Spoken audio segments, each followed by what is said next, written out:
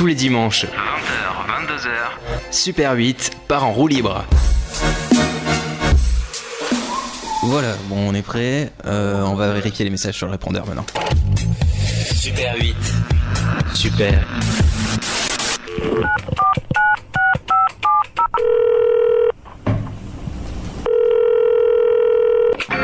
Bonjour, vous êtes bien sur le répondeur de Super 8 Radio. Nous ne sommes pas là pour le moment, mais vous pouvez laisser un message après le bip sonore. Hi, Radio Super 8. It's Michael Jackson. I'm alive. Yes, that's all. Goodbye, Radio Super 8. And I love everybody. I love mini human, mini model. Kiss kiss. Bonjour à tous, Super 8, c'est Georges B. Je vous apprécie beaucoup. Alors je vous passe le coucou de Perpignan. Je file ferrer les ratatouilles. Une ratata, une ratatouille. Qu'on se le dise. Oui, bonjour, c'est Dieudonné à l'appareil. Je voulais juste vous faire un bisou et vous dire que j'aime beaucoup votre radio. Ouais, salut, Radio Super 8, c'est Philippe Candeloro. Je voudrais réagir par rapport à ma condamnation là, que j'aurais dit des trucs miso et tout, je sais pas compris. En tout cas, qu'est-ce que j'en ai rien à foutre, ça doit certainement être des salopes mal baisées de toute façon. Elles savent même pas se garer, elles feraient mieux de faire la bouffe. Allez, bisous les mecs. Il y avait du monde cette semaine sur le répondeur de Super 8. On avait vu Michael Jackson. C'est pas énorme ça? Michael Jackson est vivant. Qu'on se le dise une fois pour toutes, il est encore là. Qu'on se le dise. Allez, on lance l'émission. Bonjour, bienvenue sur Super 8, dimanche bonsoir. 23 mars, bonsoir. 23 mars 2014, il est 20h, bienvenue sur Super 8. Ce soir, on part à nouveau en roue libre. Toute l'équipe est au complet pour mettre KO le spleen du dimanche soir. Oui, demain c'est lundi, et alors on s'en fout, rien à battre. Ouais, on s'en bat les steaks. On est là sur Super 8. Et après-demain, c'est mardi, je crois. Et on s'en bat aussi les steaks. Donc peut-être que vous avez une réunion demain, mais c'est pas grave, restez avec nous toute la soirée. D'ailleurs, vous pouvez discuter avec nous sur les Twitter et Facebook de la radio. Vous tapez Super 8 Radio, envoyez vos messages, on répond à tout le monde, ça c'est sûr et certain. Antoine, et d'ailleurs, t'es sur le pont, je crois, pour répondre là, c'est parti. Pour répondre à tous les tweets, c'est parti. Et puis la réunion du lundi, tu peux la zapper aussi. Oui, hein. La réunion qui est à 9h demain, on la raye. Hein. On s'en branle. Ouvrez-vous plutôt une petite arrêtez de mentir, vous êtes jamais là à 9h du matin. Les mecs ils arrivent à midi. C'est pas bien de donner ma vie privée comme ça, je suis mal à l'aise, tu vois. Ce soir on parle télé-réalité, on parle des grands génies dans le monde, de l'histoire depuis 6000 ans.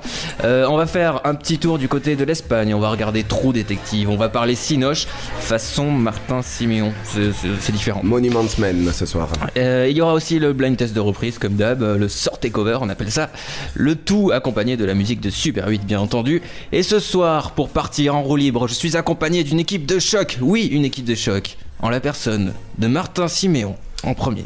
Oh, merci, bravo. Merci. T'es number one ce soir, t'as intérêt à tenir ton rang. Non, je suis content, heureusement qu'il est pas là Ullman parce qu'il est tout le temps en prums. Ouais, c'est voilà. Aujourd'hui, c'est toi qui es en premier. On l'embrasse. On lui fait des bisous d'ailleurs. Bisous Ullman. Antoine SD, la matière grise et humour gras de l'émission. Bonjour. Quel honneur. La matière grase. Tout dépend de quel côté ça penche. Ça dépend des jours. Jérémy Collado, le philosophe de Super 8 Radio. Collado. On a les philosophes qu'on mérite. Hein. C'est un peu trop là. Philosophe, non. Le PHL de la bande FM. C'est beau. Et Nicolas Torrent, le serial intervieweur sans invité aujourd'hui. La question, mais c'est comment vas-tu faire? Eh ben, vous allez voir, je vais réussir à interviewer des gens morts. Je vais m'auto-interviewer. Alors ça c'est très très fort. Bon, on n'a rien à se dire. Hein. Voilà, aujourd'hui on n'a pas d'invité. Bon, oui, et puis on a plein de choses à se dire. On a eu un gros week-end aussi, faut le dire. On peut très bien faire une émission sans invité. On s'auto-suffit.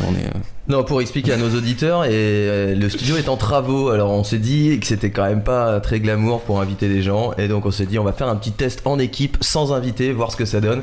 Comme on a quand même plein de choses à se raconter, plein de chroniques et plein de contenu, il y a moyen de faire un petit truc. Bah oui, surtout que ce soir, comme je vous l'ai dit, le programme est très chargé. Ouais.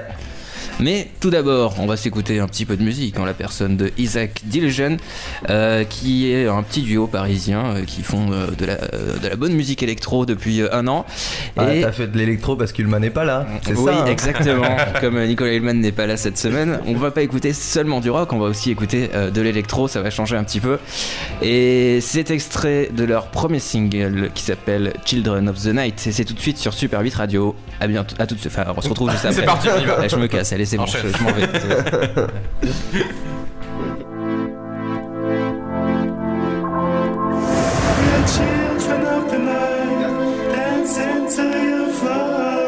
Les Isaac Diligent à l'instant sur Super 8. Oui, j'ai un petit peu de mal aujourd'hui, c'est normal. Aujourd'hui, il y a une grosse actualité. T'es pas tout seul, on est là. Aujourd'hui, c'est actualité politique, étant donné que ce sont les élections municipales. Je pense que ça ne vous aura pas échappé.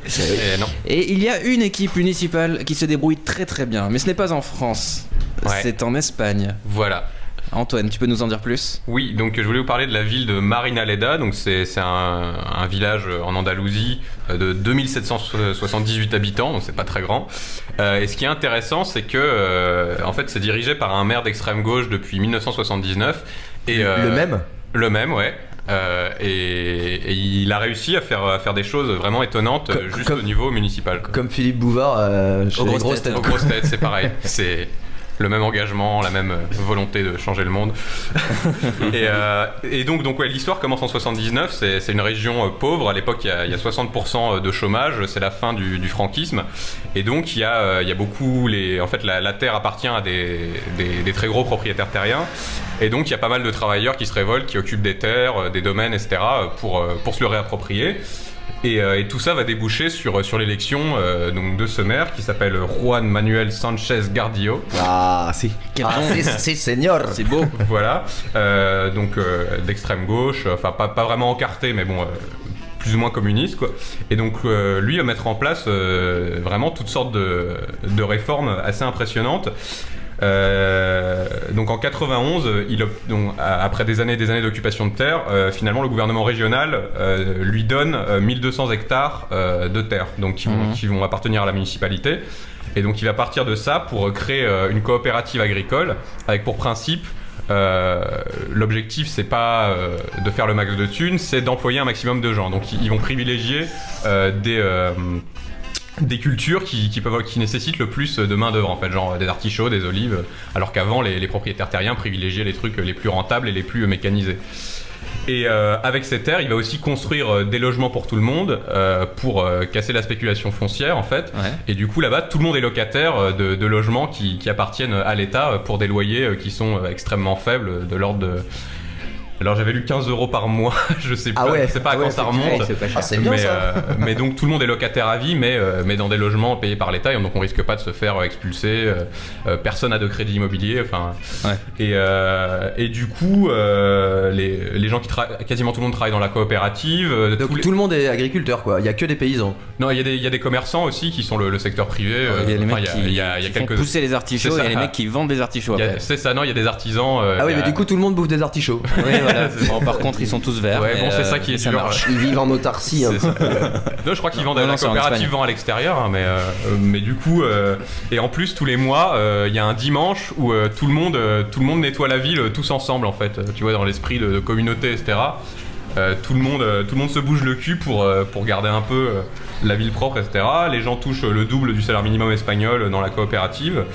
Il y a beaucoup de démocratie directe, comme ça une petite ville, au niveau de la coopérative, au niveau de la ville, il y a des grandes assemblées où les gens discutent un peu des grandes orientations qu'ils veulent prendre, etc. Et alors attends, parce que si les mecs ils bossent, que à midi, le soir, au petit déjeuner, ils bouffent des artichauts, tout le monde sait que les artichauts c'est long, chiant et c'est hyper, c'est long pour se remplir le bide avec un artichaut. Et qu'en plus ils font des réunions de démocratie participative, les mecs ils dorment pas, quoi. Non, c'est un peu un kibbutz en fait. Oui, c'est étrange. Imagine, t'es allergique aux artichauts, t'es dans la merde. T'es dans la merde. Tu peux pas vivre dans cette ville, c'est impossible. Tu dis qu'il y a beaucoup de démocratie, mais ça fait 40 ans qu'ils ont le même maire quand même, donc ils se cachent pas la tête non plus. Bah ouais, bien vu. Bonne remarque. Visiblement, ils sont content du résultat. Non, et ce qui est intéressant, c'est que c'est... Alors, on pourrait se dire c'est utopique, machin, mais depuis qu'il y a vraiment la crise économique en Espagne, c'est un des endroits qui résiste le mieux. Parce que justement, il n'y a pas, comme l'État détient tous les logements, il n'y a pas eu le problème de la spéculation foncière, des gens qui se font virer de leur maison, etc. Mais alors, une question, comment l'État, enfin la mairie, donc c'est pas l'État, c'est une mairie. La mairie, ouais. Comment elle fonctionne? Avec quel revenu? Je pense qu'il y a des impôts locaux, il y a des transferts comme en France, la péréquation, il y a des transferts qui viennent de l'État central. Et après, c'est des investissements qui ont été faits. Je pense que les logements, typiquement, ils ont dû emprunter pour les créer. Et après, c'est de l'investissement, mais sur les dépenses courantes, il y a de l'argent qui rentre par la coopérative. Et après, c'est des impôts locaux et des transferts de l'État. Ils vendent à l'extérieur, ils taxent à bloc sur ce qu'ils vendent à l'extérieur, et c'est ces taxes-là qui font fonctionner la mairie, j'imagine. Parce que c'est pas avec les taxes d'habitation sur un loyer à 15 € par mois que tu fais vivre une mairie. Je pense que les impôts locaux rapportent pas grand-chose, mais il y a aussi des transferts de l'État central, comme c'est une petite ville. Et après, effectivement, je me suis posé la question aussi, les articles que j'ai lus rentraient pas vraiment dans le détail à ce niveau-là, mais en tout cas, visiblement, ça fonctionne. Ça fonctionne, quoi, ouais. Donc c'était une chronique sponsorisée par Che Guevara, c'est ça?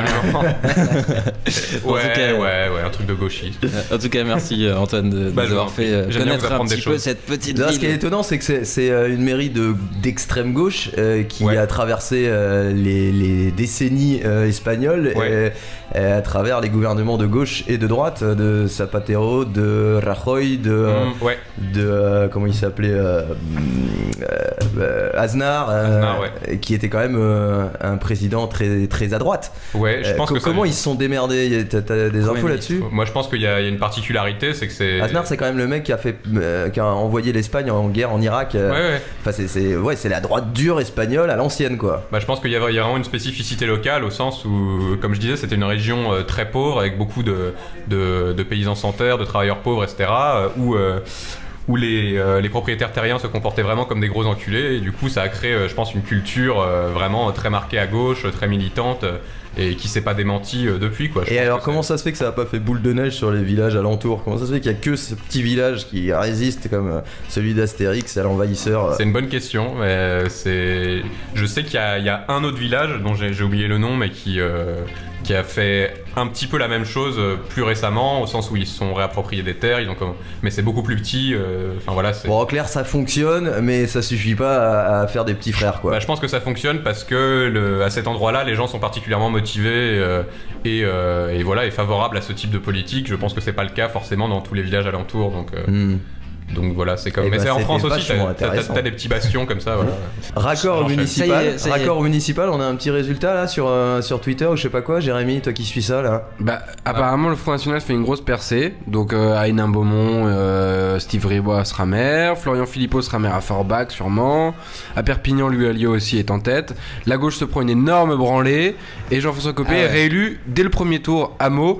Ce qui fait dire à des mecs sur Twitter que le brie de Meaux bouche les artères et le cerveau. Mais ce qui est très intéressant à Meaux, c'est que c'est une ville avec une population très hétérogène, pas du tout une ville bourgeoise, c'est une ville de province, Seine-et-Marne, bien dégueulasse, et que le type est élu depuis 95. Donc ça prouve bien que les gens, ils votent pas pour une tendance politique au municipal, ils votent vraiment bien pour une gestion d'un homme, en fait, tout simplement. Putain, c'est sympa cette soirée, j'ai l'impression d'être David Pujadas, quoi.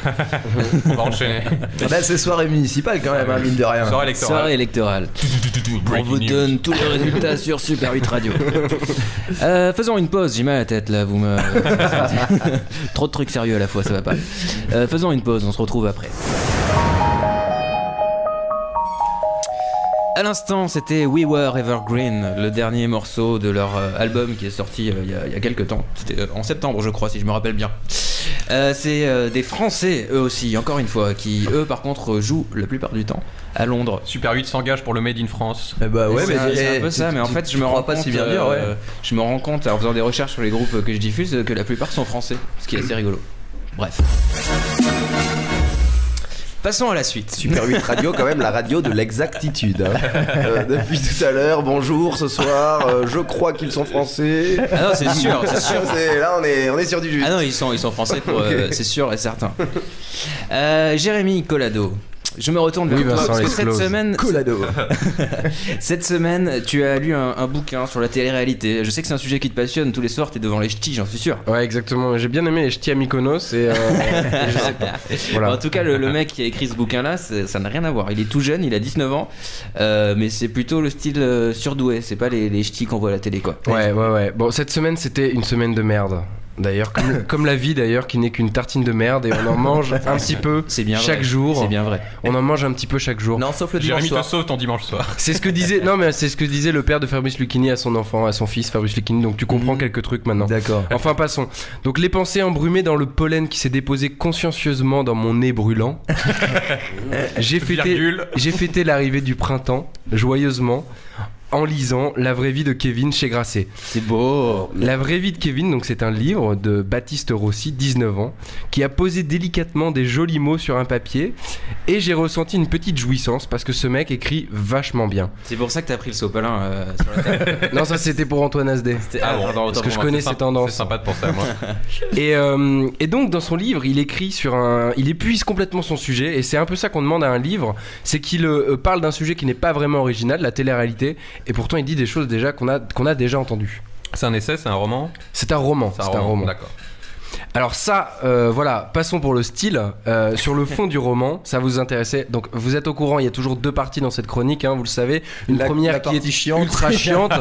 C'est la partie qu'on vient de passer, voilà. Enfin pas tout à fait. Ça, c'est cool. Et la deuxième qui est un peu moins poussive. Je suis un peu un diesel dégueulasse qui est responsable des particules mortelles qui sont en train de se foutre dans notre nez. Ah, c'était toi lundi. Voilà, exactement. Le pic de pollution auditive. Le nez revient beaucoup chez toi. Oui, j'aime beaucoup le nez. Ouais. Le nez, tu fais plein de choses avec le nez. Tu sens, ça tu le gardes pour toi. Tu sens, c'est tout en fait. Donc dans son roman, Baptiste Rossi, 19 ans, brosse le portrait de Kevin, un adolescent de 16 ans complètement con et attardé de notre génération perdue. Le type rafraîchit sa timeline toutes les 5 minutes sur Facebook et il tombe malencontreusement dans les bras mal intentionnés d'un producteur assoiffé d'argent qui n'entrevoit le monde qu'à court terme, peuplé de putes de luxe, de yachts et de vodka fraise goyave. Oh, c'est bien. Et qui surfe sur tout ce qui peut marcher, car c'est ça la règle en télévision. Et oui, les amis, il faut que ça marche, il faut même que ça court. Et donc, Kevin se retrouve dans un programme de télé-réalité. Ah oui, ça marche, ça court. Oui, un programme de télé-réalité Merci Laurent Ruquier. De merde, un programme de télé-réalité de merde qui rapporte un max de pognon et où les jeunes branchés au LOL et là où la ménagère de moins de 50 ans va décider de son destin. C'est ça qui est dingue dans le bouquin. En fait, il décide de tout, absolument tout dans sa vie. Donc le gamin, il a 16 ans et tu peux décider si il va coucher avec sa prof, s'il va mettre un pull rouge, s'il va mettre un pull bleu, s'il va aller parler à sa mère, s'il va s'engueuler avec sa mère. Donc autant dire que c'est effrayant.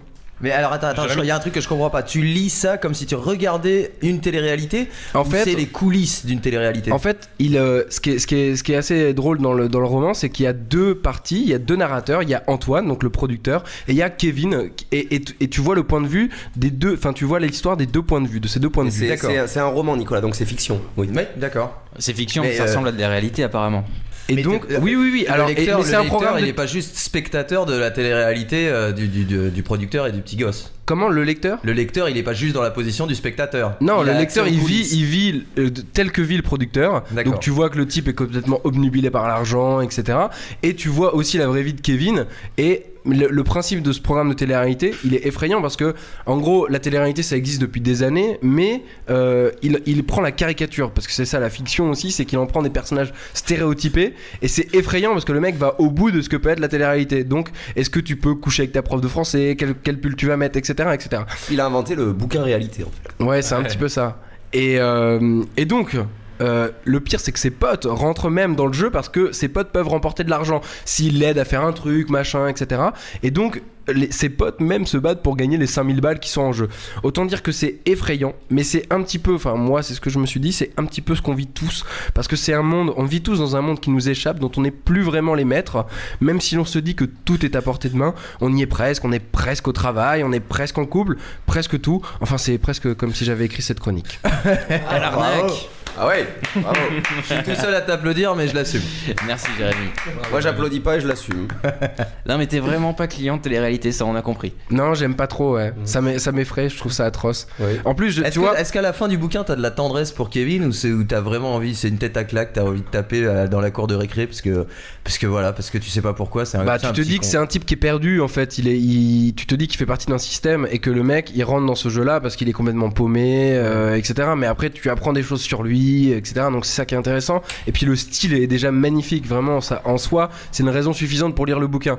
Mais après, moi, ce qui m'effraie dans la télé-réalité, c'est des types qui vont te dire, comme quand ils vont au cinéma, je suis content, ça m'a fait passer le temps. Tu vois, comme si t'étais en train d'attendre la mort, tu vois, t'attends, tu vas bientôt mourir et tu te dis, bon, ça m'a fait passer une demi-heure, une heure pendant laquelle j'ai pas eu le temps de penser à la mort, quoi. D'accord. Je sais pas si vous vous souvenez de Alexandre Jeannette qui nous parlait de Nabila qu'ils ont invité dans Paris dernière. Ouais.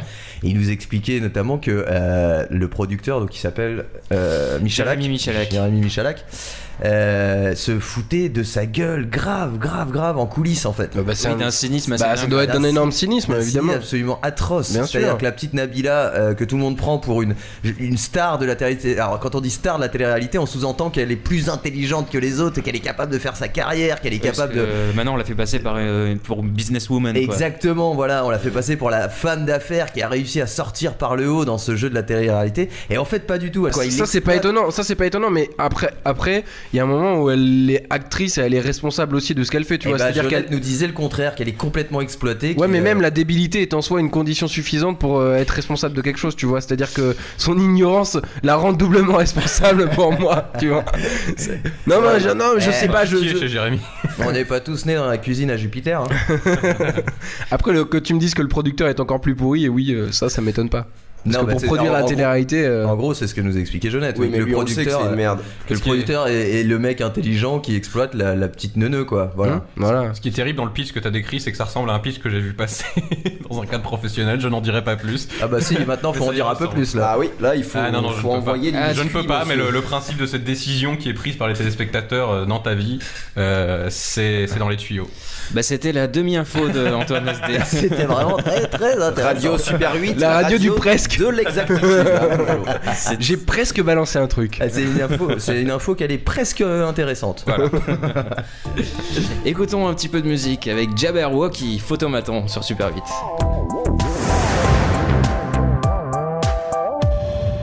C'était Jabberwocky à l'instant sur Super 8 Radio.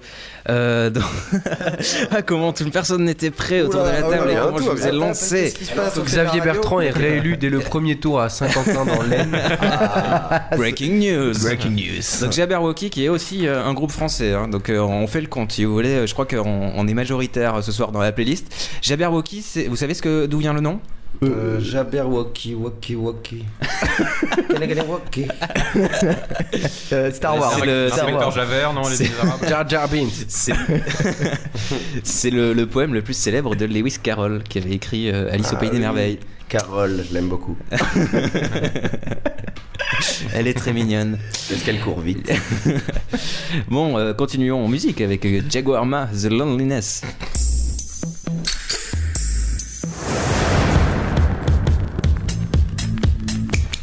La pause c'est fini maintenant, le moment que tout le monde attend. Ouais. C'est la rubrique de Martin Siméon avec son pitch. Ah non, c'est pas le bon jingle ça. Alors, ça c'est con. Moi je veux le bon jingle. C'est con parce que c'était bien parti. Donc c'est pitch de Martin Siméon. Pitch. J'adore cette jingle. Il est vraiment trop bien. Bon alors les amis, ce soir je vais vous parler de Monuments Men, film réalisé par le mec qui boit du café tout le temps et qui rend les gonzesses gérontophiles. Alors il y a un beau casting, il y a Matt Damon, le mec qui fait des claquettes dans un film muet, Matt Damon, Bill Murray et George Clooney himself of course. Alors le pitch, puisque c'est le nom de ta rubrique, cette rubrique, ça tombe bien. Ça tombe super bien. En pleine Seconde Guerre mondiale, il y a 7 mecs qui partent à la recherche d'œuvres d'art volées par les nazis. Alors on savait que Adolf Hitler peignait comme une buse et c'est la raison pour laquelle il était devenu un petit peu irritable et du coup il a chouré les œuvres de ceux qui avaient du talent. Alors ces 7 comparses partent donc récupérer ces bijoux avant que l'autre con moustachu ne les crame. Alors c'est un très joli film qui donne à réfléchir sur l'art et l'histoire. Thème abordé en philo au bac de 2000 dans la région Aquitaine, je tiens à le rappeler. Le petit village de Plougazov. Exactement. Ah, tu y habites toi aussi? À Plougasov. J'ai une résidence secondaire. Mais on vient tous de où? De Bagnères de Bigorre, bien entendu. Alors bon, la bande-annonce m'a vraiment donné envie d'aller voir ce film, donc je vais attendre qu'il sorte en streaming. Je mettrai à la louche sans trop me mouiller 3 étoiles sur 6. Bravo Monsieur Clooney, un vrai chef-d'œuvre. En fait, tu l'as pas vu, c'est ça? Non. Ah putain, ce mec-là est un scandale sur pattes. À bientôt pour un nouveau pitch. Et moi je refais le jingle, pitch. Jingle. Pitch. Voilà, c'était la rubrique de Martin Siméon qui n'a pas vu Pitch. Voilà. Et qui n'a pas vu Monuments Man. Il y avait trop de mots dans la phrase. Ah ouais, dis donc. C'est dur. Avec plusieurs lettres et tout. Ouais, Bon, soit dit en passant, quelqu'un l'a vu ou pas? Non. Ah non, mais j'ai vu un film super, c'est le Grand Budapest Hotel. Ah oui, excellent. Je l'ai vu aussi, mais c'est moins bien, je trouve, que le Moonrise Kingdom. C'est la critique qui revient. De Wes Il paraît qu'il vaut le coup Anderson. d'aller le voir. Et Monuments Man, je suis pas sûr que c'est eu un gros carton non plus. Hein, aux Non, États-Unis. puisque les meilleures entrées à la première semaine, c'était quand même Fiston. Oh putain, oh merde. C'est malheureux. Moi, j'aurais même mis un S à Fiston. C'est une espèce de consigne que tu donnes aux Ah spectateurs. bah complètement, oui. Allons-y tous, bravo. gaiement. Ok. Fiston avec Kev Adams et l'autre. Voilà. Et Franck Dubosc. Franck Dubosc. Ah, c'est dégueulasse maintenant que Oui, c'est violent. Allez, allons-y. Une histoire d'amour Fiston entre un avec gamin de Kev 20 ans et un vieux Et un grabataire vieux bonhomme de 60 balais, qui c'est se ça rase l'avant-bras. Restez avec nous après cette grosse arnaque qui était la chronique de Martin Siméon. C'est le Sarnac qui est Martin Siméon. Non mais faut dire que je me suis mis une belle branlée hier aussi, donc j'ai pas eu le temps de trop travailler. Et t'as pas eu le temps surtout d'aller voir le film en fait. Non. Moi je croyais que c'était le concept de la chronique. Bah oui. Et restez avec nous après Who Made Who, on retrouve la chronique de Nicolas Thoron qui va nous parler des grands génies de l'histoire. Ah, on va parler de moi. Je pense.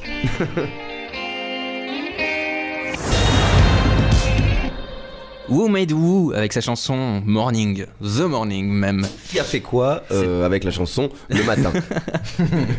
Traduction française par Martin Siméon. Merci Martin. Pas de soucis. Tu t'en veux de pas avoir fait ta chronique? Non mais ça va parce que je traduis aussi tout ce qui est série, Homeland. Ah, c'est toi le tout ça, fameux mec c'est moi. qui fait les sous-titres. À la place des accents d'écu, t'as des points d'interrogation. Comme ça. Bon, la vraie question aujourd'hui, c'est est-ce qu'il y a des génies autour de cette table? Est-ce qu'il y a des génies en devenir? Est-ce que Ouais, Charlotte Charlotte qui est notre mascotte, Qui est le chien. qui est un chien d'un mix entre Jack Russell et un chihuahua. C'est mon petit chien. Et on se demande de d'où elle sort sa couleur de vache. Alors, aucune idée. Elle est coupée avec une C'est un normande. bon mix, peut-être. Elle est peut-être coupée avec une normande, donc pauvre maman. Bon, pour en revenir à Il y a ma combien, il y a au question, moins donc, 8 races, hein, Il n'y a pas de génie autour de la table. il n'y a pas de génie autour de la table. Non, il y en Mais a pas. apparemment, il faut Cherche 10 pas. ans. Mais ce n'est Il pas faut 10 perdu. ans de silence avant qu'on le sache. Donc il y en a peut-être un. Exactement, ce n'est pas perdu. Comment on devient un génie, C'est Nicolas un peu vous comme la parler- fève, quoi. Tu sais pas si tu l'as. Je vais vous parler de ce qu'on appelle la théorie des 10 ans de silence. Dans l'inconscient collectif, être un génie, c'est un don du ciel, comme tu viens de le dire, Martin. Ça ne se décide pas, ça s'assume. Mais pourtant, Velasquez, par exemple, n'est pas sorti du ventre de sa mère. Pablo Velasquez. Pardon Pablo Velasquez. Pablo, bien sûr. Il n'est pas sorti du ventre de sa mère en peignant les ménines. Il a fallu quand même qu'il apprenne Les ménuires. à peindre et à manier le pinceau et les couleurs. Là, je vois plus rien. Tu vois, Vincent, si je tu crois mets le que micro c'est devant pas les moi. yeux. C'est pas moi qui aurais la fève, je pense. Non, la grande question, c'est comment les génies de l'histoire de l'humanité sont-ils devenus des génies? Et surtout, combien de temps ça leur a pris? Alors, un chercheur en psychologie cognitive de l'université Ouh, c'est chiant. Carnegie C'est Mellon à Pittsburgh, alors je savais même pas qu'elle existait cette université, s'est posé la question. Il s'appelle John Hayes et il a essayé de répondre à ces questions. Il a découvert un truc assez surprenant. Pendant plusieurs décennies, il a cherché à quantifier l'importance de l'effort, de l'entraînement et du savoir chez les plus grands génies de l'humanité. Alors, il s'est penché sur le parcours des plus grands, du genre Mozart, Beethoven, Picasso, Velasquez, etc. La baleine aussi. Il a d'abord cherché à déterminer combien de temps ces génies avaient mis pour atteindre le niveau mondial dans leur domaine, et il a ensuite cherché les choix et les expériences qui leur ont permis d'atteindre ce succès. C'est de là que découle la théorie des 10 ans de silence. Donc John Hayes s'est d'abord focalisé sur les plus grands chefs-d'œuvre de l'histoire de la musique de 1685 à 1900. Donc autant vous dire que les Beatles et Marilyn Manson, ça faisait pas partie de son choix. De ces chefs-d'œuvre entre 1685 et 1900, il reste donc focalisé sur le 18e et le 19e siècle. La question centrale pour lui, c'est à partir du moment où ils ont commencé à s'intéresser à la musique, combien de temps ces mecs-là ont-ils mis pour pondre leur premier chef-d'œuvre ? Donc le chercheur a sélectionné 500 morceaux de musique considérés comme les chefs-d'œuvre de l'histoire, c'est-à-dire communément admis comme les chefs-d'œuvre de notre histoire de l'humanité. De ces 500 morceaux ont été composés par 76 compositeurs. Tu vois déjà la proportion le génie des mecs qui ont composé les 500 plus beaux morceaux, ils étaient 76. D'accord. Ensuite, Hayes a tracé la timeline professionnelle de chacun de ces 76 compositeurs. En gros, la frise chronologique de leur vie. Et il a calculé combien de temps ils avaient bossé avant de produire leur premier succès populaire. Ce qu'il a découvert, c'est que chacun de ces 76 compositeurs avait dû attendre au moins 10 ans pour trouver leur premier chef-d'œuvre. Et sur les 500 morceaux qu'il avait sélectionnés à la base, il n'a trouvé que 3 exceptions. 3. Et ces 3 chefs-d'œuvre ont été composés à la 8e ou 9e année de l'histoire professionnelle du compositeur en question. Donc en gros, sa règle, elle tient le choc, tu vois, elle tient bien debout. Même Mozart a dû bûcher pendant 10 piges avant de pondre son premier succès populaire. Et attention, on parle bien de succès populaire, hein, à travers les âges. C'est pas succès populaire de ses contemporains, tu vois. Stromae, ça compte pas. Stromae, ça sera un génie quand dans 200 ans, on décidera que ce qu'il a pondu est quelque chose de génial. En appliquant son travail qu'est-ce que je raconte moi ? Le professeur donc John Hayes a donné un nom à cette théorie, les 10 ans de silence. Si vous voulez me poser des questions, vous avez le droit aussi. Hein. Et il a ensuite. Merci monsieur. Pendu à tes lèvres, Nicolas. Non, je vous vois, vous êtes pendu à mes lèvres. T'as quel âge ? Comme si vous étiez en train d'apprendre quelque chose de surprenant, c'est très bien. J'ai donc réussi mon coup, ou alors vous vous endormez. Ah non, mais c'est que j'essaie de chercher des choses sur Google 10 ans de silence et ça ne tombe nulle part, donc je pense que cette étude n'existe pas et que c'est une chronique de fumiste. Et moi c'est parce que je suis sur Tinder. Parce qu'elle n'est pas traduite en français. Malin. T'as trouvé ça sur ufo.com. Ouais, mais en anglais. Sur Doctissimo, c'était un lien Doctissimo. En fait. Donc le professeur John Hayes a donné un nom, il a appelé ça les 10 ans de silence, les 10 years of silence. Et en appliquant son travail à d'autres formes de génie, les peintres, les poètes, les sculpteurs, hein, non pas seulement la musique, eh bien il est toujours retombé sur les mêmes résultats. Donc ça s'applique très bien pour tout le monde et pour toutes sortes de créations artistiques. Question de Jérémy. Jérémy au fond de la salle. En fait, tu relis le génie au succès populaire. Mais comment tu fais pour un type comme Arthur Rimbaud, par exemple, qui est objectivement un génie, mais qui a mis énormément de temps avant d'être connu, avant que de son vivant, il n'a jamais été publié. Et pourtant, c'est génial. Vrai avant Rimbaud 2, on n'en parlait pas. Hein. Mais c'est ce dont Nicolas parlait, je crois. Merci Martin, c'est très agréable de voir que toi tu suis. Non mais c'est exactement ce que je viens de dire en fait. C'est bien, il a bien résumé. On parle bien des œuvres décrétés comme des succès populaires, non pas du vivant de l'artiste, mais sur plusieurs générations. Donc c'est sur 200 ans. C'est pour ça que John Hayes a limité son étude au 18e et 19e siècle, pour pas tomber dans la facilité de considérer que les Beatles sont des génies. Oula, il y a du clash. D'accord. Voilà. Ah, du clash, c'est bon aussi. Tiens, on va faire le buzz là. Un autre chercheur. Et il fait quoi des génies méconnus ? Les mecs dont on n'a pas parlé depuis 400 ans. Mais ça marche pour eux aussi, sauf qu'il n'a pas pu étudier leurs archives parce qu'elles n'existaient pas. D'accord. Un autre chercheur de l'université de Floride, Kay Anders Erickson, a voulu aller plus loin lui. Il s'est intéressé non pas à la timeline de nos génies, mais plutôt à leur volume de travail, la quantité. Et il a découvert que tous les grands de ce monde, quel que soit leur domaine d'activité, atteignent leur maturité après 10 000 heures de travail. C'est assez précis, 10 000 heures de travail. Et pour illustrer cette histoire des 10 000 heures de travail, il prend l'exemple d'un joueur de basket. Et là, pour le coup, c'est vraiment très contemporain. Ouais. Un joueur de basket que tout le monde connaît, Kobe Bryant, le capitaine des Lakers de Los Angeles. 5 titres en NBA, 2 médailles olympiques, une fortune estimée à 200 millions de dollars. Tu es à peu près, à mon avis, le seul au monde à ne pas savoir qui est Kobe Bryant. Vincent. Parle-moi de Michael Jordan, mais pas de Kobe Bryant. Eh ben c'est Michael Jordan, mais aujourd'hui. D'accord. Voilà, mais c'est même mieux que Michael Jordan parce qu'il a plus de titres. Je connais, mais pas lui. Il a plus de titres. Après, il y a des travaux plus ou moins difficiles. Jeter un ballon dans un cerceau. Et bien justement, ou écrire un joli poème. Ce n'est pas la même chose. Justement, c'est pas du tout la même chose, mais ça permet tout de même de comprendre ce qui est la quantité de travail dans la réalisation d'un exploit. Ouais. D'un exploit que l'on peut qualifier ensuite qui est répétitif parce que l'avantage du avoir basket, juste de la chance, c'est pas être un génie. Exactement. Il faut arriver à répéter cette chance. Exactement. Et l'avantage du basket, c'est que c'est très concret. Soit tu marques des points, soit t'en marques pas. C'est vrai. Donc ça permet d'être beaucoup plus précis qu'avec des choses plus subtiles comme l'art, Rimbaud, la musique, etc. Alors c'est pour surtout parce que c'est en fonction de dans quelle époque tu vis, tu évolues et de exactement. qui te décerne le prix de. Ouais. Exactement, et c'est pour ça qu'on s'intéresse au génie a posteriori. C'est-à-dire on ne considère pas qu'un mec est un génie de son vivant, c'est absurde. C'est absurde. France Culture, il est 21h. Je crois que Antoine a une question. Donc si je dois synthétiser en un tweet, c'est 9 ans et 10 000 heures de travail. 10 ans. 10 ans et 10 000 heures de travail. 10 000 heures de travail. Donc moi, il me reste 9999 minutes. Voilà. C'est à peu près ce qu'il nous reste à tous. En admettant qu'on ait un. En cumulé, ça fait une demi-heure qu'il bosse. En admettant qu'on ait un don, parce qu'à la base, il faut quand même avoir un don pour être considéré comme un génie. Mais si t'as un don et que tu ne travailles pas, que tu fais pas les 10 ans de silence, les 10 000 heures de job, et bah ton don, il disparaît. Moi, je peux faire de la télékinésie. Tu peux faire la télé-réalité. On peut passer un peu de musique. Exactement. Et je vous raconte l'histoire. Donc on se retrouve juste après Fuzz et le titre Raise.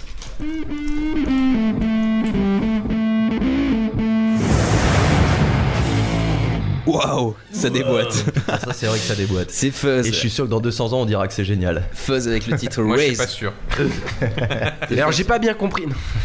Oui Jérémy. Non. Et donc oui, Nico t'étais en train de nous parler des génies qu'il faut 10 000 heures de travail pour devenir un génie. Alors oui, tu m'as posé une question là hors antenne qui est assez intéressante. Comment on considère que le mec est un génie? En fait c'est pas ça la question de l'étude. L'étude c'est plutôt de savoir ce qui se passe dans la vie du mec qui pond un chef-d'œuvre, qu'il soit génie ou pas d'ailleurs, on s'en fout en fait. Oui. Savoir le temps que ça prend, est-ce qu'il y a une règle globale, est-ce que voilà, et donc il s'est rendu compte qu'il fallait 10 ans et 10 000 heures de travail.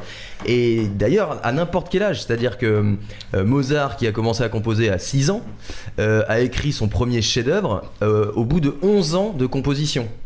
C'est-à-dire, chef-d'œuvre, je veux dire, il a fait plein de trucs bien avant, mais le seul truc qui est resté dans l'histoire de l'humanité jusqu'à aujourd'hui et qu'il a composé le plus jeune à 17 ans, c'était donc 11 ans après sa première composition. Bon, après, on peut juste rappeler que c'est peut-être pas quelque chose.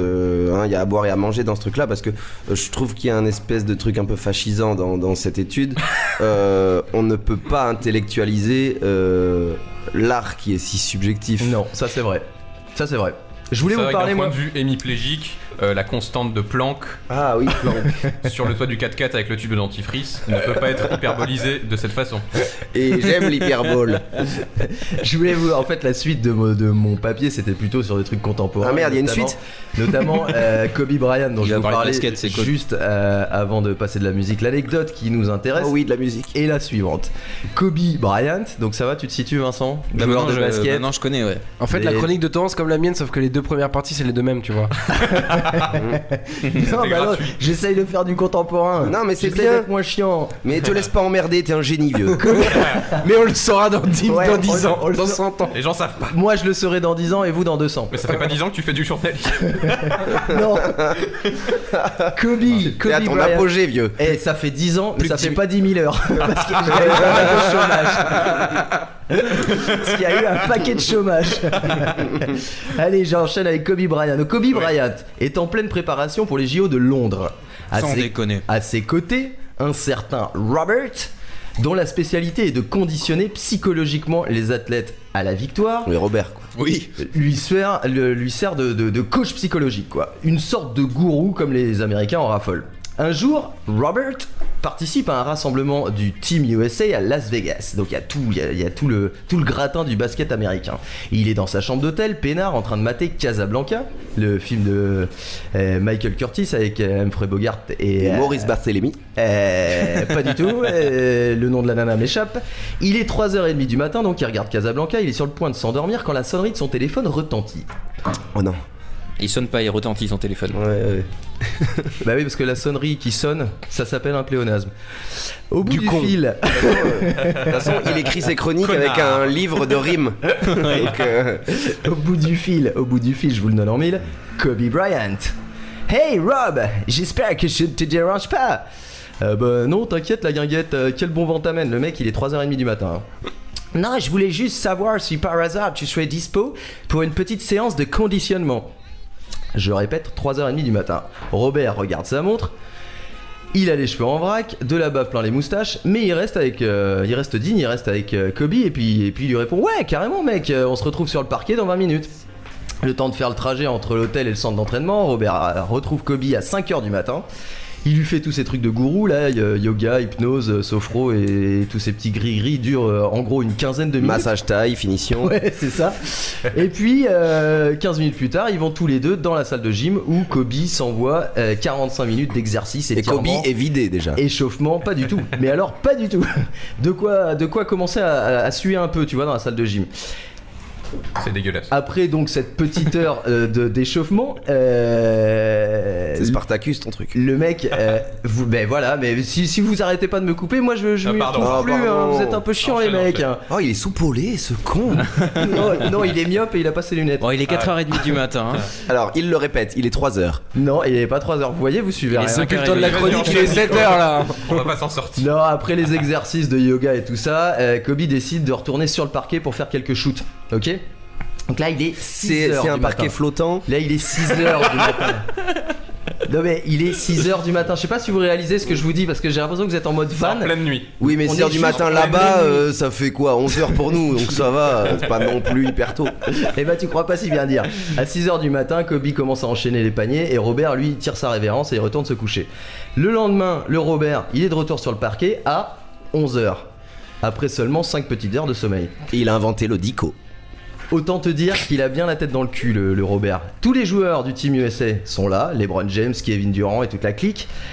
Kobe Bryant est là aussi, mais il est un peu à part et il est en train de faire ce qu'on appelle des tirs en extension. Des lancers. Des petits shoots en extension, tu vois. Ouais. Robert s'approche de lui tape sur l'épaule et lui dit bon boulot hier soir, hein, c'était bien. Hein. Alors Kobe, rien, il a pas l'air de comprendre le Kobe. Alors Robert insiste, bah je sais pas, tu sais, la séance de conditionnement, c'était bien, c'était du bon boulot. Alors Kobe comprend, ah ouais, c'était bien, merci mec, c'était super cool. Bel accent. Et donc soulagé que l'autiste au ballon pourrait être un peu là, plus soulagé qu'il ait enfin compris, Robert enchaîne, tu vois, la conversation, et lui dit sinon t'as fini à quelle heure? Alors Kobe comprend une fois de plus pas grand chose, il dit mais fini quoi mec? Bah la séance de shoot, je t'ai quitté, tu commençais à faire des shoots. Putain, il a pas inventé l'eau chaude le génie là. Et là Kobe lui dit je viens de finir. Pourquoi? Je voulais faire 800 shoots. So yeah mec, je viens juste de finir. Et c'est là en fait que le chercheur s'attache non pas à la quantité d'heures de travail, mais tout simplement à la quantité de travail. Dans l'heure. Non, ça échappe au temps. C'est-à-dire pourquoi cette anecdote? Juste pour illustrer que l'histoire des 10 000 heures de travail pour devenir un expert dans son domaine, c'est parce qu'en creux ça dit quelque chose sur nous.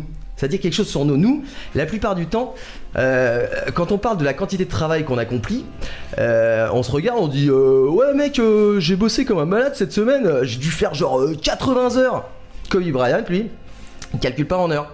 Kobe Bryant, lui, comme la plupart des génies, il réfléchit pas au temps passé, mais au travail accompli. À l'objectif à atteindre. Exactement. Donc les 800. Il se fixe 800 paniers. C'est ce que les ça chercheurs... en fait du pique-nique. C'est ce que les chercheurs appellent l'entraînement délibéré. Autrement dit, la motivation qui se cache derrière le travail accompli.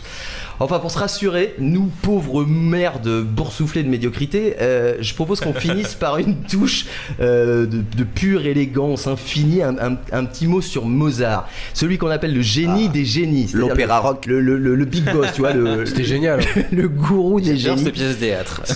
Ce mec-là, il lui a fallu comme tous les autres, il lui a fallu 10 ans de silence. Il lui a fallu 10 ans de silence avant de produire son premier chef-d'œuvre. Il était muet, hein, je crois. C'est la symphonie numéro 25, composée en 1773. Il a 17 ans. Et on l'écoute tout de suite. Et il avait commencé à composer ses premiers morceaux à l'âge de 16 ans. Donc il a mis 11 ans à pondre ce qu'on considère aujourd'hui comme son premier chef-d'œuvre. Je sais pas vous, moi j'ai bien envie de m'écouter les premières notes parce que je suis sûr que vous n'avez aucune idée de ce qu'est la symphonie numéro 25 de Mozart. J'aimerais bien Ta gueule, Jérémy Collado. 10 ans de silence de Martin Siméon, j'aimerais bien. Le mec tire à vue. Ah ouais. Donc la symphonie de Mozart en allegro con brio. Ça vous dit quelque chose, les gars? Mais bien sûr. J'écoute Radio Classique tous les jours. Radio Vous êtes Classique. bien sur Radio Classique. Alors pour répondre à ta question, Jérémy, sur ce qu'on considère un chef-d'œuvre, un génie, etc. C'est-à-dire là, t'entends ça, tu sais que c'est Mozart. Tu connais pas Mozart, tu sais pas d'où ça vient et tout ça. Mais tu sais que ça c'est Mozart. Bien sûr. Et même si t'es pas capable de raccrocher les notes au nom du compositeur, tu sais, voilà, c'est dans ton inconscient, c'est bloqué dans ta tête. C'est papa. Et ça, ça c'est composé à l'âge de 17 ans. Antoine? Ouais, non, j'avais juste une petite remarque, c'est que là-dedans on a des sportifs et on a des compositeurs. Non, le sportif c'était juste une anecdote pour expliquer le volume de travail et pas le volume d'heures. Mais je pense qu'il y a 2 fois plus de travail peut-être chez le compositeur, parce que chez le sportif t'as la technique, c'est finalement une affaire de technique et de travail sur une technique, sur ses lancers, etc. Alors que chez le compositeur, t'as la technique pure, c'est-à-dire connaître ses gammes, savoir arranger ses instruments, etc. Et t'as la création d'une œuvre qui va être... Tu veux dire que là, t'es en train de faire une différence entre un artiste et un artisan? Oui. Alors non, mais c'est intéressant ce que tu dis. En fait, ce qui se passe, c'est que un compositeur comme Mozart, Beethoven, peu importe, il pond 10 pages de notes. Ouais. En une demi-journée, il les jette parce qu'elles lui plaisent pas, et il en pond 10 autres le lendemain, puis 10 autres, jusqu'à trouver. C'est Céline qui disait ça. C'est Céline qui disait moi je suis capable d'écrire 800 pages pour n'en garder qu'une. Mais si je fais la comparaison... C'est ça la différence. C'est-à-dire que Kobe Bryant qui fait 800 paniers, c'est juste de l'entraînement. C'est pas 800 paniers pour gagner un match, évidemment. Non, bien sûr. Oui, mais Kobe Bryant, il sait où tirer. Il faut tirer dans le cerceau. Un artiste, il sait pas où. Et bah c'est là qu'on peut parler de génie. C'est-à-dire que l'artiste, quand il pond 800 pages et qu'il sent que c'est pas bon, c'est parce qu'il sait que c'est pas bon. Ouais. Et c'est là que c'est génial. Respect. Donc, mais en même temps, je suis pas d'accord parce que j'ai envie de vous dire que Zidane c'est un artiste parce que il fait au moment d'un match, il arrive à faire le geste juste. T'es un connard de démago, ferme-la. Non, je réhabilite le sport par rapport à vous, la espèce d'un culte du sport absolument atroce. Mais vous trouvez que c'est juste pour les beaufs le sport? Me montre pas vrai. Non, je montre de le la doigt même Martin manière Siméon. que Kobe Bryant faisait 800 moi je trouve que c'est les artistes. Je pense que Zidane faisait 800 tirs au but. Je pense que Zidane c'est un vrai artiste pour le coup du football. Maradona c'est un vrai artiste du football. Le sport c'est de la technique. Non, je suis pas d'accord. C'est pas que de la technique. T'as un don, t'as un espèce de génie et t'as comme t'as la note juste, le mot juste pour un écrivain. Tu vas avoir le geste juste à un moment. Tu vois une volée de Zidane en Ligue des Champions. C'est bon pour tout le monde, ça. C'est pas que pour les footballeurs. N'importe quel travail, tu fais le bon geste au bon moment. Merci Vincent. Fais ton bon bilan comptable. Enfin voilà.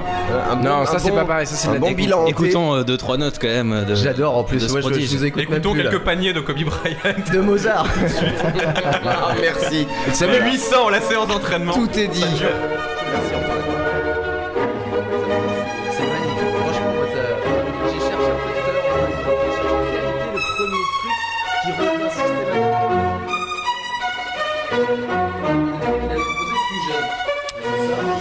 Donc voilà, on va pas trop s'en écouter non plus. On va s'écouter maintenant Les Gush, qui est un groupe français, encore une fois. Alors on vous entend pas parce que je vous avais coupé les micros, les gars. Non, je te disais juste, c'est magnifique. C'est pas très Super 8 compatible, mais voilà. Du tout. C'est quand même, ça berce tout le monde depuis 2 siècles, quoi. On se fait une petite pause et juste après, on se retrouve avec Les Gush.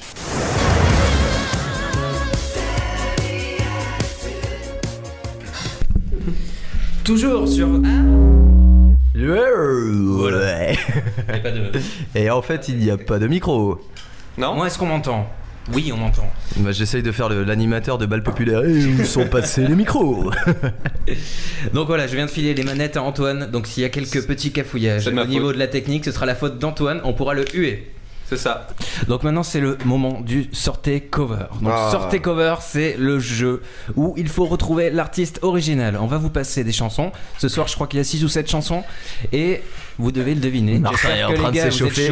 Vous êtes 3 à jouer. Ludovic dans le public peut aussi jouer. J'aime bien Ludovic dans le public en fait. Avec ta tablette numérique. C'est Ludovic le public, pas dans le public. C'est le public. Donc premier extrait s'il vous plaît. Donc c'est un live. Moi je ne joue pas car j'ai les titres. Qu'est-ce qu'il est dur ce jeu. Qui est le chanteur original? Là c'est Aretha Franklin qui chante. Rolling Stones. Bien. Gagné, c'est pour Martin. Alors, on laisse un petit peu. C'est parti. Donc l'original c'est Satisfaction des Rolling Stones. Wouhou. Qu'est-ce que c'est bien. L'extrait suivant. D'abord mes pauses sur la première chanson. Bien sûr. Quel génie. Je suis en formation. Donc on rappelle, il y a un point pour Martin Siméon. On passe à la suivante. Vas-y. 32.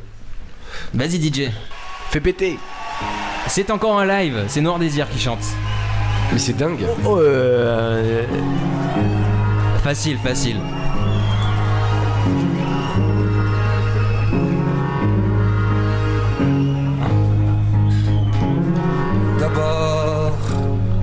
Francis Cabrel. Jacques Brel. Ouais. J'avais le Brel. Jacques Brel, gagné, un point pour Jérémy Collado. Et on s'écoute l'original. Je vais te fumer Martin Siméon. Les autres, ils disent comme ça qu'elle est trop belle pour moi, que je suis toujours. Et toi, rêve. À égorger les chats, j'ai jamais tué. Miroir. Ou alors il y a longtemps. Donc c'était Jacques Brel. Ces gens-là, ça nous fait un point pour Jérémy Collado, un point pour Martin Siméon. Le match est serré. Passons à l'extrait suivant.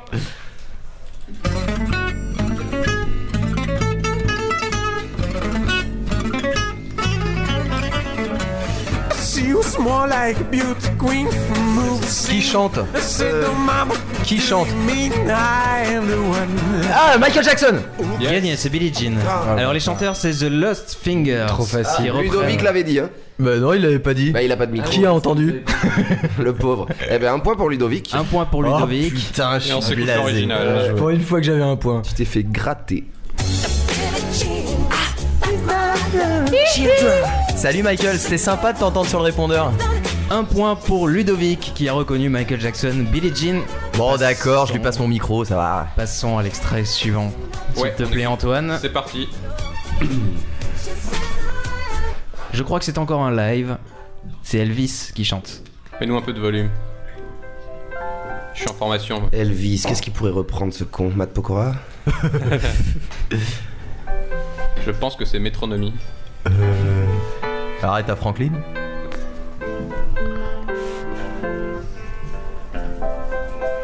Années 60. Les Beatles. Oui, gagné. Oh le bâtard. Remets un petit peu de la, la reprise parce qu'on n'a pas eu encore les paroles et c'est là. Ouais, c'était suffisant hein, pour reconnaître. Hein. Vous reconnaissez pas là? Ah, tu vois. Let it be. Jérémy, t'es meilleur.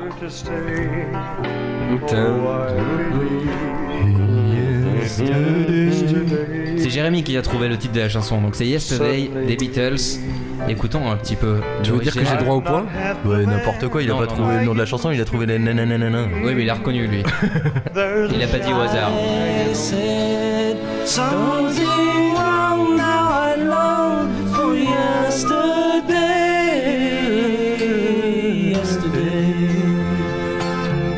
Un point supplémentaire pour Wham. Nicolas Torrent. Bah pas supplémentaire parce qu'il y en avait un pour Ludo tout à l'heure en fait. Non mais c'est un point supplémentaire dans le jeu. Donc ça fait un point pour Martin, un point pour Collado, un point pour Nico et un point pour Ludovic. En fait on est à égalité à un point tous. Ouais, passons à l'extrait suivant. Qui chante?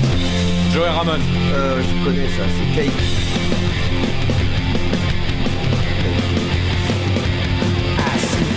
C'est un grand classique. Mais c'est NoFX. Non. Ouais mais t'as raison, NoFX les a repris aussi. C'est Ray Charles. Frank Sinatra. Non. Louis Armstrong. Oui. Ah putain. Un deuxième point pour Jérémy Collado. Un petit son de clochette, s'il vous plaît. Bien sûr. Écoutons l'original maintenant. Love Green. Ouais, elle est moins bien. C'est moins péchu. Passons maintenant à l'avant-dernier extrait. Oh putain, je suis chaud là. Ça devient très très serré. Putain, ça va être dur de me reprendre là. Putain, faut lui mettre sa misère à Collado là. Pour la première fois, je vais peut-être gagner un truc dans ma vie. Prochain extrait, c'est d'un duo de femmes qui s'appelle J.S. Lee. Peut-on écouter s'il vous plaît? Bien sûr. Ça tarde à démarrer. Technicien.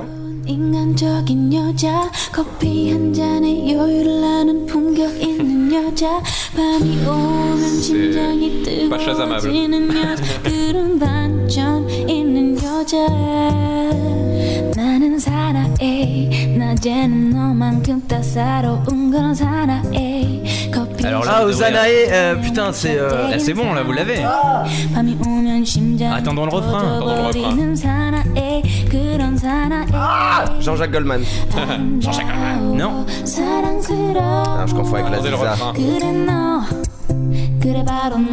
Oh putain, c'est pas vrai. Ah, je l'ai sur le bout de la langue. Michael Jackson. 2 milliards de vues sur YouTube, les gars. Ouais, l'année dernière. Gangnam Style, Psy. Bien. Yes. Laisse le refrain, laisse le refrain. Oh non. 2 points pour Nicolas Torrent. Eh, je veux mon ding ding, moi. Je veux mon ding ding. Évite de couper les autres, c'est chiant. C'est hyper bien. C'est vachement bien. Ouais, c'est super rigolo. C'est cool. C'est vachement mieux que l'original. Non, non, non, l'évite l'original.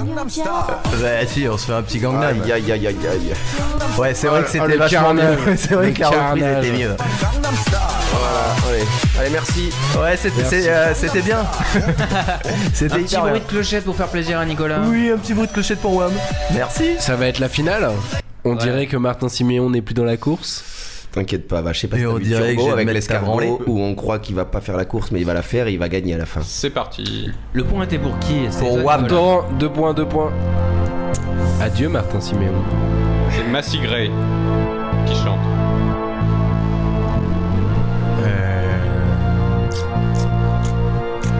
C'est le dernier extrait, c'est maintenant que tout se décide. Ça, c'est Jérémy Collado peut encore Bien. Putain. Creep. Gagné. Ludovic. Putain, mais non, il faut un morceau pour nous départager là. On a 2 points chacun. Jérémy, moi et Ludo Ludovic. et moi. Non, mais On ferait une Ludo, présidence. On ferait une présidence. Non, j'ai que 2 points moi. Comme en Europe. Non, non, on a 2 points chacun. Non mais c'est le public qui prime hein, de toute façon. Martin, il est hors course, mais. Alors j'ai une nouvelle règle, c'est moi qui vais décider du gagnant. Ah ouais, c'est pas Ouais, mal. je ça, sais c'est pas déjà mal. ce qu'il va décider. Il va faire le choix démagogique. Écoutons un peu de musique avant. Oh, le mec laisse planer le suspense. Musique d'adolescent, Mais non. blasé. D'ailleurs Radiohead qui chante cette chanson renie la chanson. Ils disent que pourquoi c'est un trop gros tube, ils l'aiment pas, ils la détestent, ils lui crachent dessus, ils la Oh, conspirent. ça m'énerve ces connards qui chient sur leur succès. Et donc ils assument toutes les autres chansons, mais il y en a eu d'autres des succès de Radiohead comme Karma Police, tout ça qu'ils assument. Mais celle-là, justement, ils trouvent que c'est une chanson d'adolescent et ils la détestent. Je suis d'accord. Qui sont cons. Merci.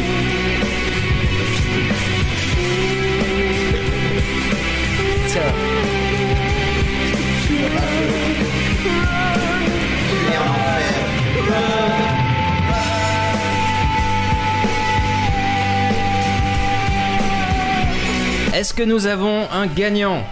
Et bien Peux-tu c'est- arrêter la musique en fond d'abord? C'est à toi de Parce le que décider. Le je pense. moment est solennel. Avons-nous un gagnant?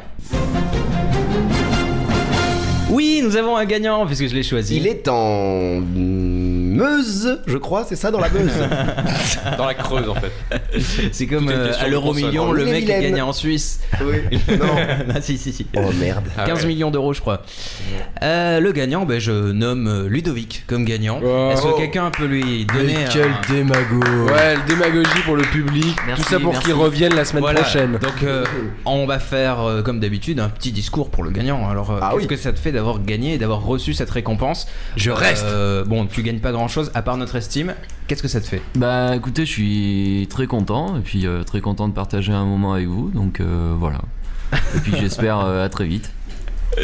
Est-ce que, est-ce que tu as une pensée pour ta famille à ce moment-là? Bah oui. Ceux qui t'ont accompagné, tes parents. Qui en particulier? Non mais. Tu préfères ton père ou ta mère? C'est quand même. Là vous vous moquez, mais c'est quand même le seul, alors que c'est le public qui bégaye pas quand il parle. Tu dis n'importe quoi. Bon, écoutons-nous un petit peu de musique avec Dope Bitter Chocolate. Tout de suite. Pas dans les yeux. Tout de suite sur Super 8.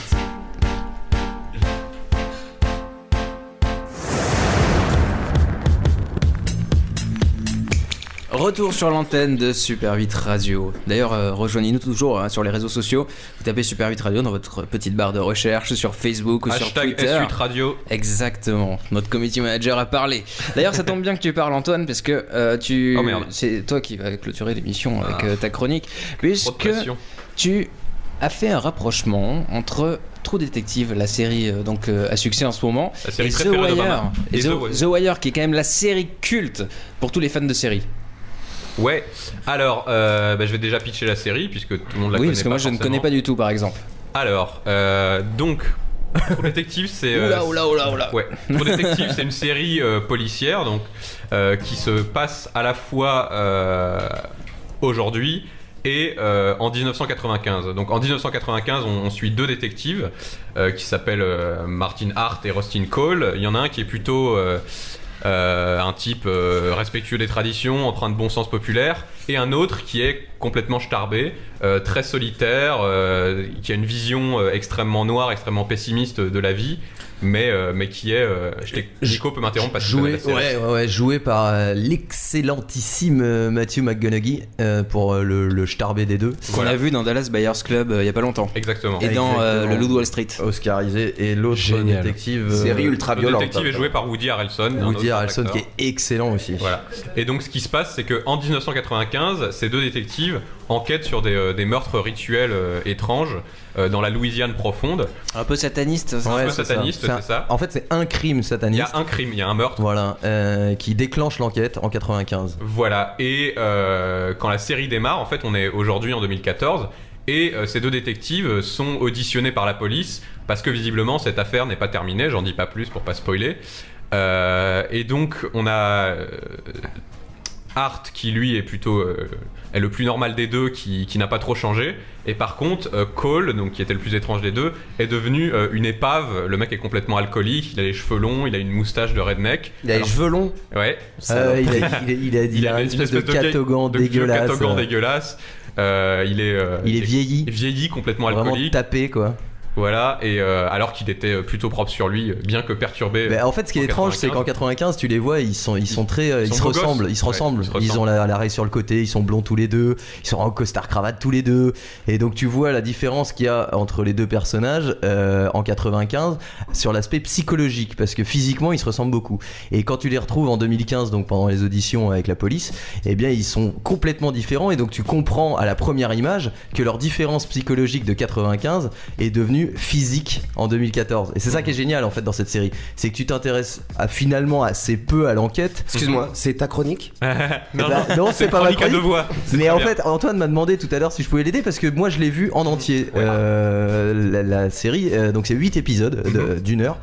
Je vais pas vous le spoiler, hein, ne vous inquiétez pas. Mais voilà, ce qui est intéressant dans cette série, c'est que l'enquête en elle-même, c'est un prétexte pour plonger dans la psychologie des personnages. Et tu y plonges. Oh putain, il va nous reparler de Kobe Bryant. Donc... Mais 800 fois quand même. Putain, 800 shoots, mec. Putain, tu te rends pas compte. Non, en fait, tu plonges dans la psychologie des personnages parce que physiquement, tu comprends qu'il s'est passé quelque chose. Ils étaient très similaires en 95 et ils sont complètement différents en 2014. Et exactement. Et moi, l'aspect que je voulais développer, en fait, c'est le parallèle que je fais moi avec The Wire, c'est que c'est une série qui, tout en étant assez onirique, assez étrange, a une force documentaire en fait dans le réalisme, c'est-à-dire ça te décrit vraiment une Amérique complètement sinistrée.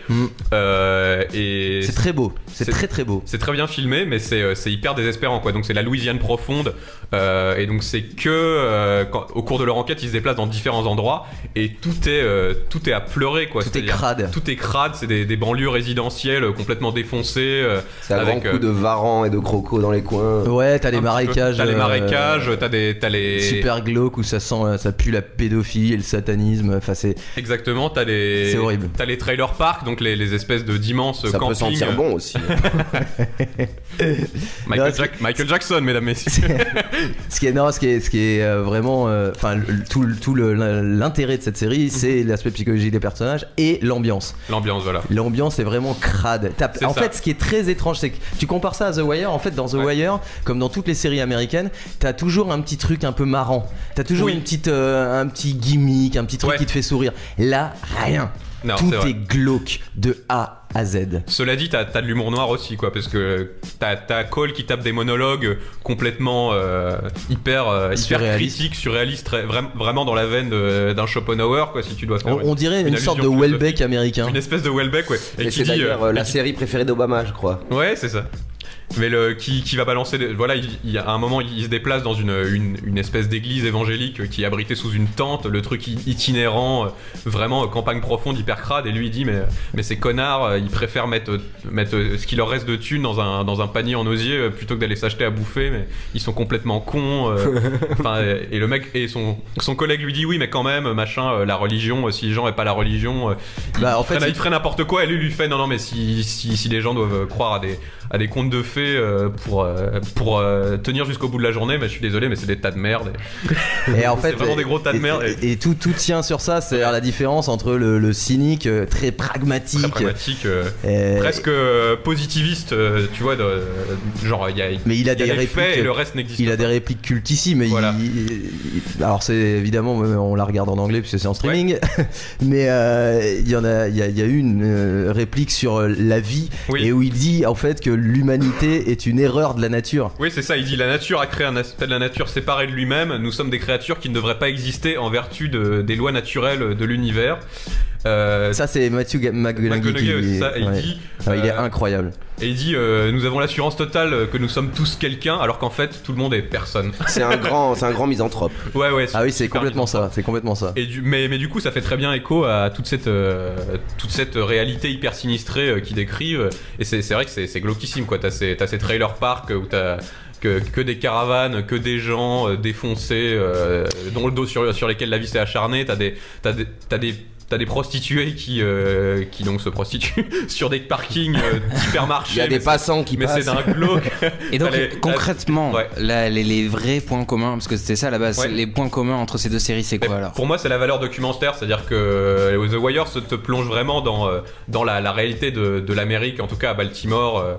Qu'est-ce que c'est le quotidien qu'est-ce qui se passe concrètement chez les journalistes, chez les trafiquants de drogue, chez les enseignants aussi. Dans chaque saison de The Wire, c'est axé sur un groupe social différent, les politiciens, les journalistes, etc. C'est un portrait de Baltimore en fait.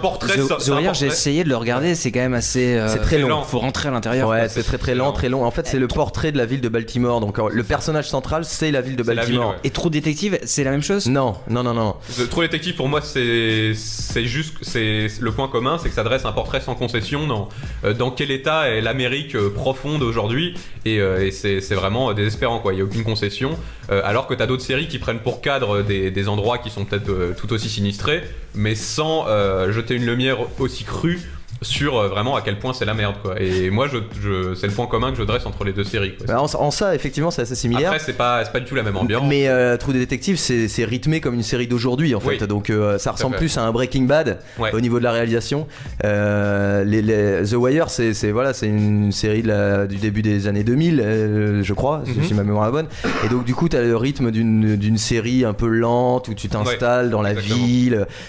En fait le but du réalisateur qui fait une série comme ça c'est de mettre le spectateur dans la peau d'un personnage de la ville, comme s'il faisait partie de la population quoi. Alors que True Detective non c'est pas ça. True Detective tu es dans la peau du mec qui doit comprendre pourquoi ces deux mecs qui étaient si similaires en 95 sont si différents en 2014, et ça tu ne le comprends pas. Tu le vois mais tu le comprends pas. Et c'est ça en fait qui est hyper prenant et qui te tient en haleine. C'est pas l'enquête policière, c'est ça qui est brillant dans cette série. Voilà. Je crois qu'on a fait le tour. Non, mais Ça donne bien envie de la regarder. Juste pour C'est terminer. une série que vous conseillez du coup. Ouais, juste pour terminer, en fait, le principe global de la série, c'est que t'as 2 acteurs qui font 8 épisodes et la saison suivante, ça sera 2 autres acteurs. Et c'est voilà, c'est vraiment l'enjeu, c'est de plonger dans la psychologie d'un duo. Ouais. Donc Matthew McConaughey et Woody Harrelson, tu les retrouveras pas en saison 2. Ce sera 2 autres très grands acteurs, espérons-le. Mais voilà, le principe c'est ça. C'est un peu comme Skins. Tu te souviens de Je me rappelle très bien de Skins. Voilà. Donc 1, 2, ce ne sont pas les mêmes élèves. On suit le lycée en fait. Exactement. Tu suis le lycée, donc en première terminale. Donc t'as 2 saisons avec les mêmes personnages. Puis saison donc 1 et 2. Puis saison 3 et 4, c'est une autre classe. Donc tu suis pendant 2 saisons, première et terminale, etc. Voilà. Très bien, merci beaucoup en tout cas pour nous avoir éclairé un petit peu sur ça. De rien. C'est vrai que ça donne vraiment envie de la regarder. Allez cette la série. voir, ouais, c'est super. Jérémy, tu connais pas toi? Bah je vais arrêter House of Cards et puis je vais commencer ça alors. Ouais, bah Parce écoute, House of Cards c'est décevant. La saison 2 elle est ultra décevante. Ouais, exactement, elle est très décevante. Alors que la première était incroyable, vraiment géniale. Parce qu'il était crédible et qu'il l'est plus, Frank Underwood. Et toi Martin, t'es série ou pas? Bah moi faut que je finisse Alf et Ce sera le mot de la fin. Putain mais c'est vrai, j'adore les petits chats. Écoutons un petit peu Thomas Azier et après il sera temps de se dire au revoir.